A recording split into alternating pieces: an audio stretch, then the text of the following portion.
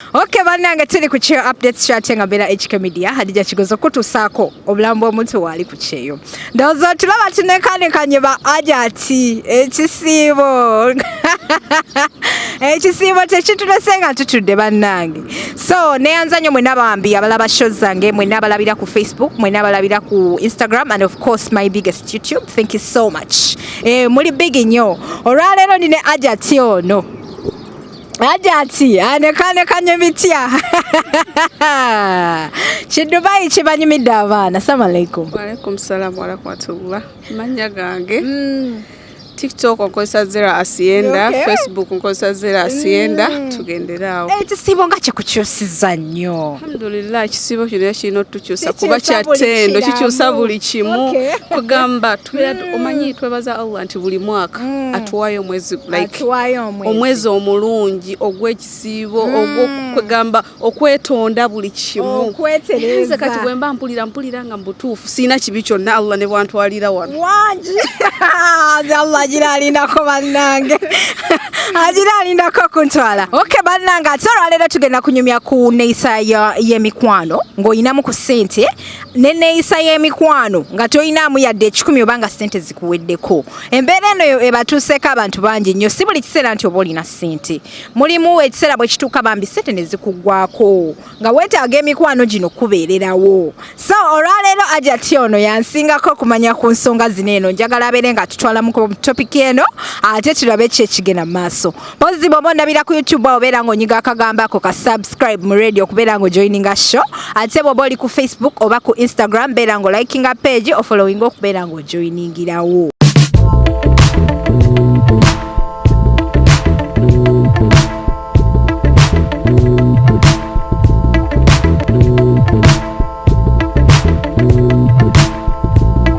Olwaleero ndina omukyala Ajati ate nga wakabi nnyo ku TikTok awo mulabye olwaleero nga yeesibye akakayambadde simutegedde.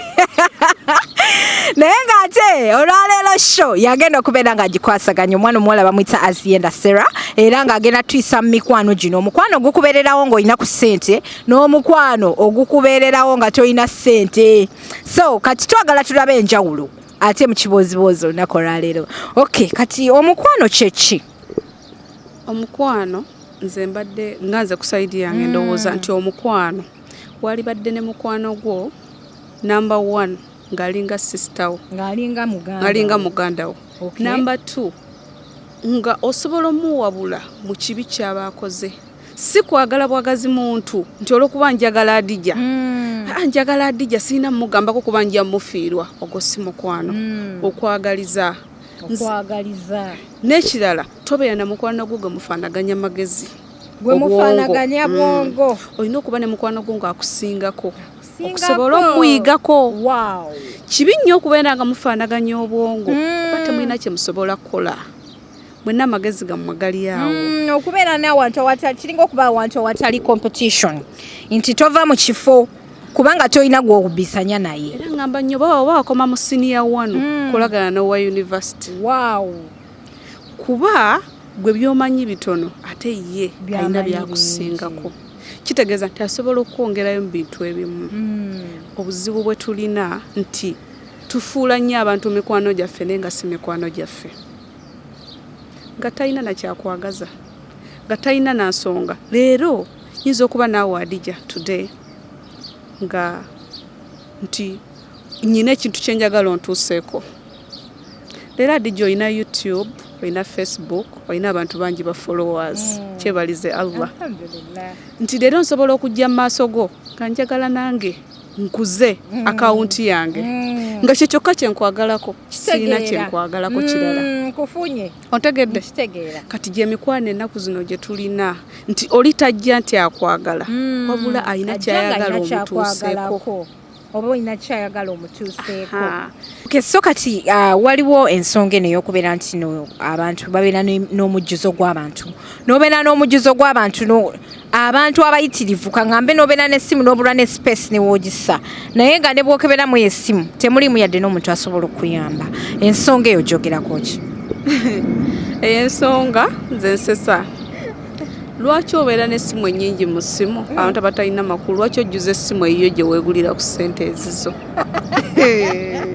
bannange nze mbabuulira kino ne bw'obeera n'abantu 3 mu ssimu yo nga balina gye bakutwala nga mbutuufu bw'oba mu kizibu n'ogamba alo gundi nyina ekizibu munnange nsaba kunnyamba ng'asobola okuyamba n'ekirala twagala nnyo tuyamba naffe naye nga naffe tusobola kuyamba bannaffe nga tonnaba kuvunaana mukwano gwo ali mu ssimu okuyamba gw'omuyamba bimeka omuyamba bimeka kiki ky'otuusizza ku munno ekyo ky'oyogerera munno mu ssimu nti tasobola kikuyamba kiki ky'okolera munno mikwano gyange mwe mwenna abandaba nga tonnaba kudiriitinga ssimu ya munno kugamba nti takwagala soka weebuuze gw'omwagala kyenkana ki kiki wali omutuusizzaako mu bulamu bwe kiki daddala olina nsonga ki lwaki olina connect n'omuntu tulina kye tutategeera lwaki leero ndi naawe oli nange tulina kye tutategeera nga tonna complaininga nga tonna jajinga munno soka nawe wejajinge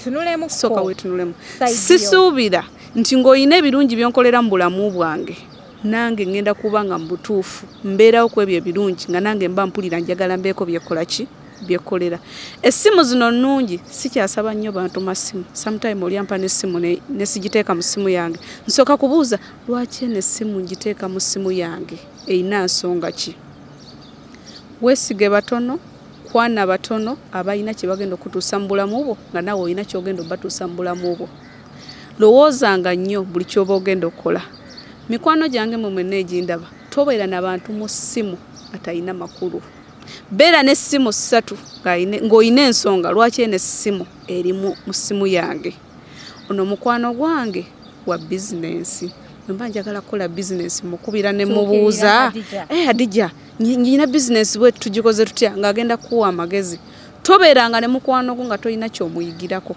tobeeranga ne mukwano gwo ng'akumenya bumenya talina gy'akwongera wabula gwe weetisse omugugwe si mukwano gwo tobeeranga ne mukwano gwo omanyi fakati mwekibagatta lugambo oyo si mukwano gwo kugeya bantu omanyi waliwo emikwano kati kangende ku bakazi waliwo emikwano ng'oli akwagalako lwangoye zo z'olina agenda kujja kweyazikeko waba agenda out abo nabo gye bali ne wabeerawo emikwano oli mulungi aliira ku ggwe atambula naawe out egyo nayo gyegiri ne wabeerawo emikwano nga bw'oba oyagala musajja gw'oba nagyo mikwano gyo emisajja gw'otuukirira wali badde n'ofunirayo boyfriend ng'oyo naye asobola okutuusa ne wabeerawo omukwano nga ye bwe mutuula awo akugamba ekintu kimu toyingirira obufumbo toweesembereza wabula bwadde ebbali asaba Katonda Allah singa ompa omusajja owulira ne wabeerawo emikwano ng'ogenda mugamba bba wange yanvumye agenda kugamba evaayo oyo omusajja si mulungi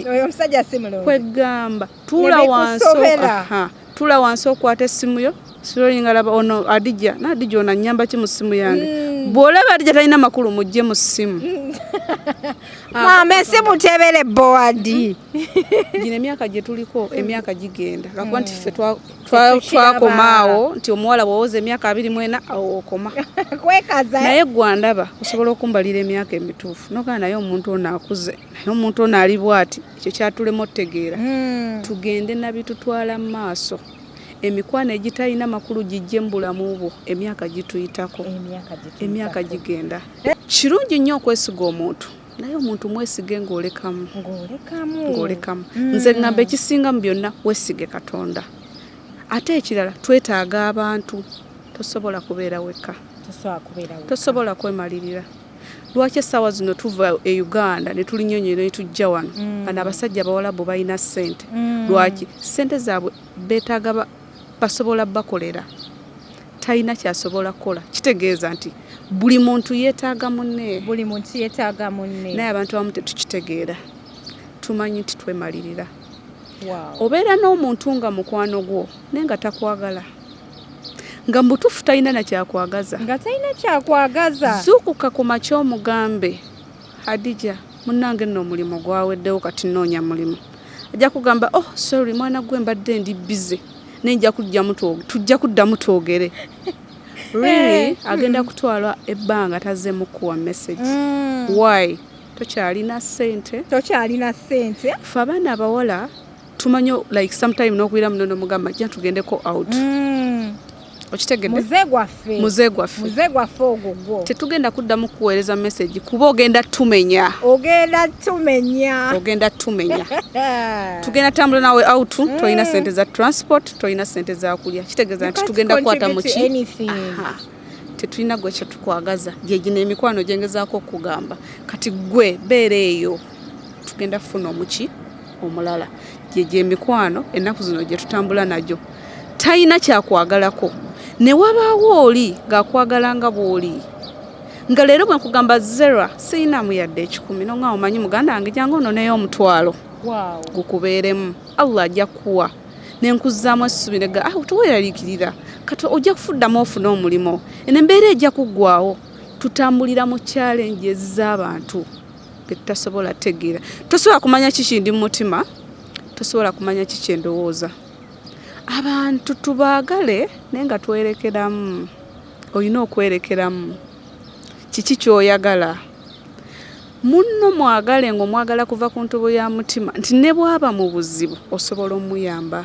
ebizibu tebimanyi nnyumba mbi today nyinza okuba ndi mbizibu ng'oli musanyufu nnyo kuba nnyina ebizibu but you don't know what is going to come up the next day nga gwondiisa gwompa ekyokulya naawe olunaku lugenda kukeera ku makya akana mugulu nga nze nkulabirira kikyatulema otegeera byampalo buno obulamu tutambulira mu mpalo today oli down tomorrow oli up tutambulira ku misingi gy'abantu tewali tosobola kwewanirira wekka 50% buli lwosanga omuntu w'abasajja betufumbira oli asooka okuga omusajja namufunira ku mukwano gwange okimanyi nti omukwano gwange yantuusa ku musajja oyo gwennyina lwakuba tetwogera ngeri gye twafunamu baagalwa baffe okimanyi mukwano gwange yeyanfunira omulimu gye nkola okimanyi mukwano gwange yeyankolera kino kakati bwe buno obulamu bwe tutambuliramu tulina kutambulira ku bannaffe naye bannaffe be tutambuliramu akakatonda mu ggulu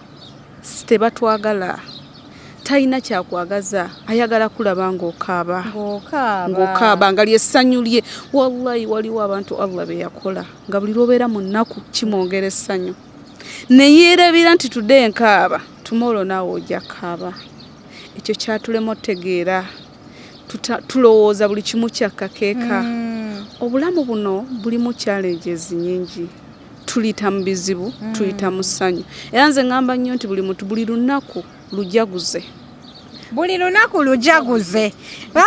know what happened tomorrow. What will happen tomorrow? Okay. Today bwoba oli happy gamba webale Allah leero ndi happy nze bwe mba ngamba Allah ngamba buli lunaku ti Allah neyanziza olunaku lwompadde wabula nsaba leero lubadde lwa ssanyu nsaba ate olw'enkya lusingeko essanyu leero lyenfunye leero nze mikwano gyange gyonna egindaba mbagamba bwe nti bwe mba ndi mu kizibu bambi nyamba kuba nange nkyansobola okuyamba era nze ngamba nnyo abantu saba Allah buli lunaku mugampa emikwano emirungi eginanjagala ndi bwe mba nvudde mu bulamu bw'ensi kagisobola okuwa omwana wange ekyokulya kangene ndaba omwana wa zero yono yali mukwano gwange kangene nambule ku mwana kituufu Allah tompa mikwano lunaku lwe bagenda kuziika aleme nakuddamu yadde kuwuliza ku mwana wo asigala nno gundi munnange yali mukwano gwange nga tasobola nakufukamirako wansi kusabira ku ssaala okimanyi ti nekyo nakyo kya ttendo kikulu nnyo omuntu akusabidde essaala asinga omuntu akuwadde ssente